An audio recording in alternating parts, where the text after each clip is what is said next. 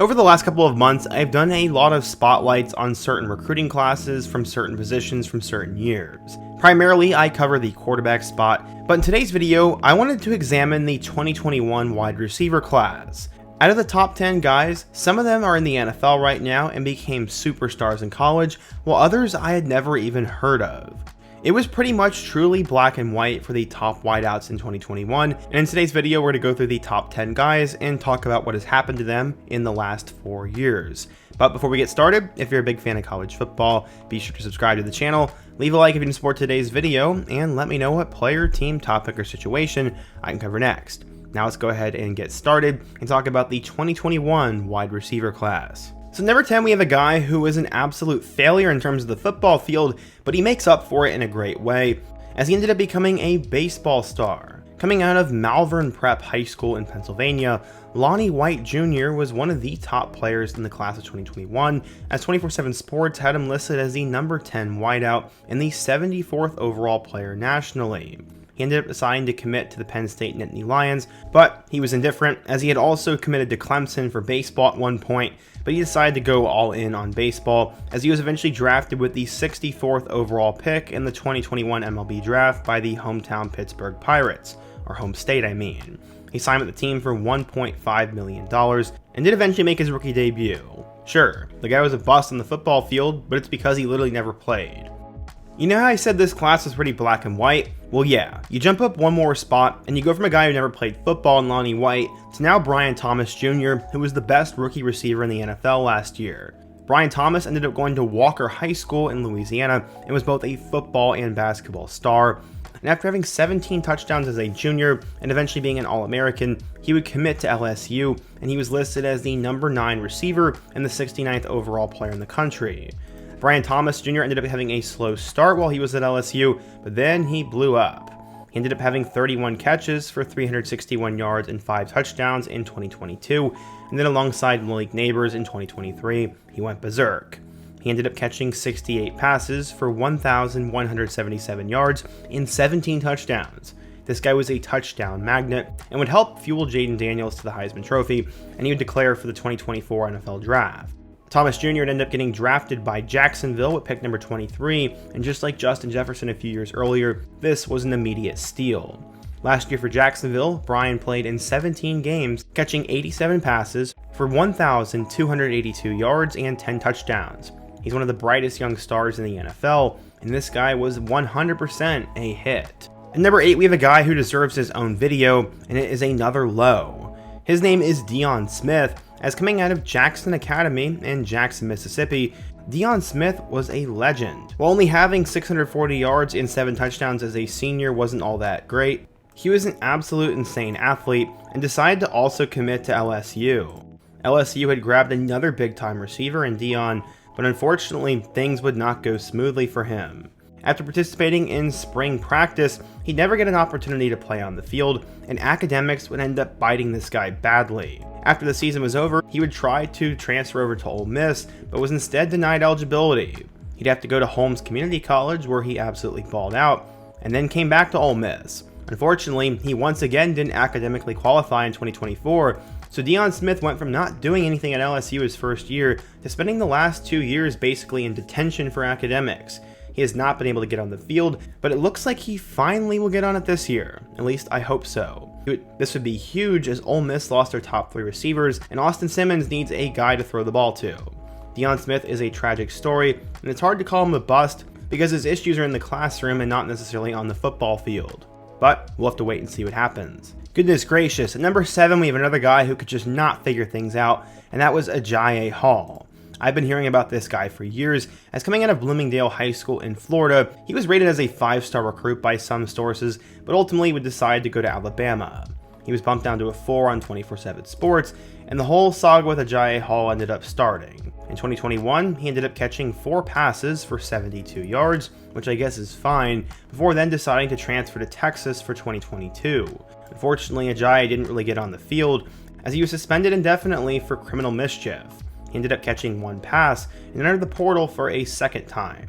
He ended up missing all of 2023 due to a suspension, and then in 2024, he did not see the field. That was because he decided to leave the team before the season even started, And now it looks like Ajayi Hall is playing at Sacramento State. Sacramento State is desperately trying to become FBS as they already grabbed Jaden Rashada, so it'd be really ironic and kind of cool if Ajayi Hall and Jaden Rashada go berserk at Sacramento State and end up balling out. But for now, Ajayi has sort of been a basket case and may get a portal abuse video because he's been at 4 schools. We'll see.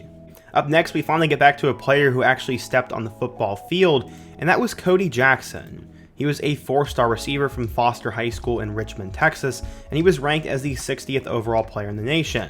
I guess Oklahoma thought they were seeing CeeDee Lamb 2.0, as Cody Jackson actually went to the same high school as him. This is why he decided to commit to Oklahoma over Bama, LSU, and Texas.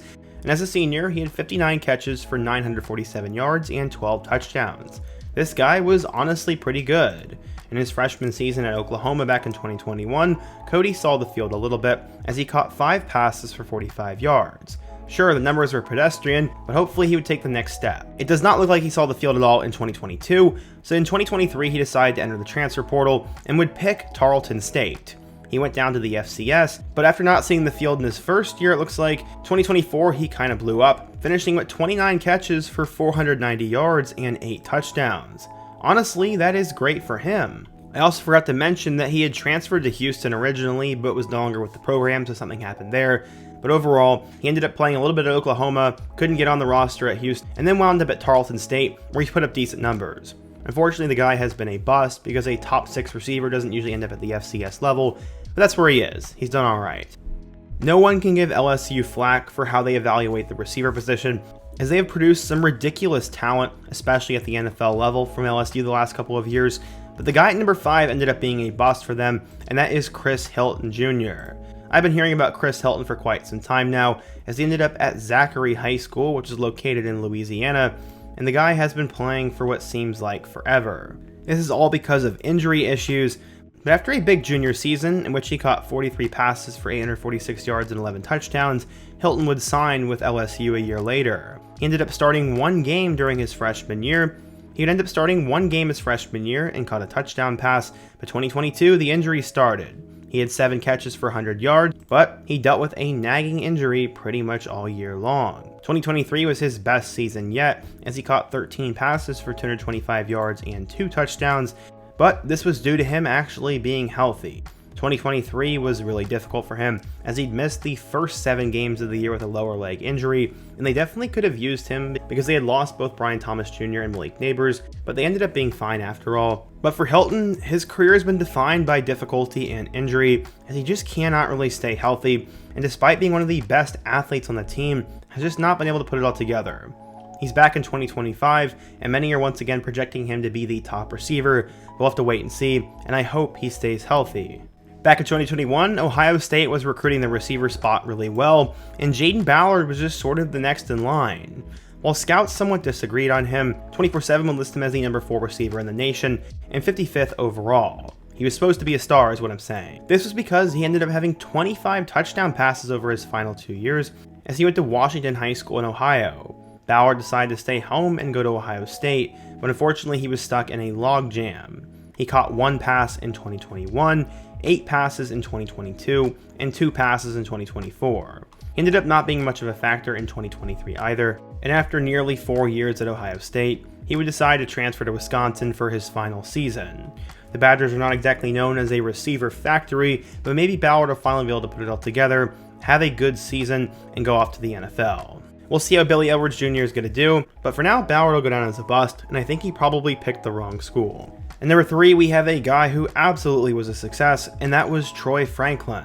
Troy Franklin came out of Atherton High School in California, and on some sites he was a 5-star, but settled in at number 54 in the nation. Franklin had over 100 catches for 1,700 yards and 34 touchdowns, and chose to play at Oregon. Troy Franklin was really good for the Oregon Ducks over the years, as during his freshman season he caught 18 passes, but had his breakout in 2022. During that season, he caught 61 passes for 891 yards and 9 touchdowns, and then really helped out Bo Nix a lot in 2023, upping his numbers to 81 catches for 1,400 yards and 14 touchdowns.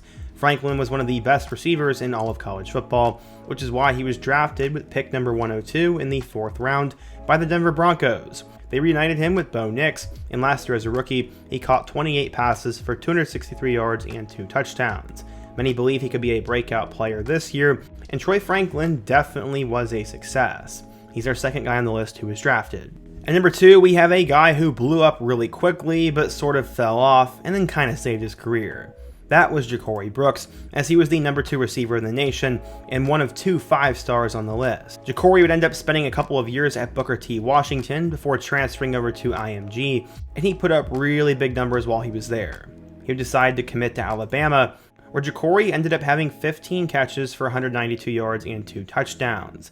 2022 was his best season, as he caught 39 passes for 674 yards and 8 touchdowns, and he just looked the par of the next great Bama receiver, but then only ended up having 3 catches the following year and would transfer for 2024. It felt like everyone forgot about Jakory Brooks, but this past season for the Cardinals, he caught 61 passes for over 1,000 yards and 9 touchdowns and became the go-to target for Tyler Shuck. He decided to declare for the 2025 NFL Draft, but would go undrafted and was picked up by the Washington Commanders. Honestly, I was a little bit shocked that he's gone under the radar so much, as he was a 5-star, a good athlete, and ended up having a really good season at Louisville. I'm not sure what went wrong, but hopefully he can make the roster as an undrafted free agent, and I definitely wouldn't say Jakory was a bust, but I guess maybe he didn't live up to being a 5-star. I don't know. I did a full-length feature at the beginning of the month if you want to check that out, but Emeka comes in at number 1. He was sort of seen as a prodigy growing up, as he was always a die-hard Oregon fan, and as a junior, he ended up becoming the Gatorade Player of the Year after having 2,400 all-purpose yards and 25 touchdowns. The guy was a star football and baseball player and was ranked as the number 1 receiver in the nation. He decided to commit to Ohio State over Oregon, and Emeka would end up having a good career at Ohio State. He shared time with JSN, Marvin Harrison Jr., and Jeremiah Smith, but in total, Emeka would finish with 2,800 yards and 24 touchdowns. With 205 catches, that is number 1 in Ohio State football history, and Emeka is in elite territory. He ended up being drafted with the 19th overall pick in the 1st round this year by the Tampa Bay Buccaneers, and with aging Mike Evans and Chris Godwin, it looks like Ibuka will be the future of that franchise. At least that's what they're hoping to get out of him. He was definitely not a bust and was an absolute star. So looking back at the top 10, it was definitely interesting. We had 3 guys who ended up getting drafted and have a future in the NFL. Jakory Brooks ended up being decent in college and is trying to make his way to the NFL, and then basically 6 guys who were a bust. Dion Smith, Ajayi Hall, and Lonnie White Jr. never really got on the field. Cody Jackson wasn't good enough for the Power 4 level. Chris Hilton keeps getting hurt, and Jaden Ballard was stuck on the depth chart. That's pretty much the top 10 receivers, and it's interesting to see how it all played out. But what do you guys think? What shocks you and what doesn't? And what year or position group should I do next? I love doing these videos, and before you go, don't forget to also leave a like, subscribe if you're new, and check out one of the videos on the end screen, including my video about the 2020 quarterback class. I hope to see you guys again soon, but until next time, peace.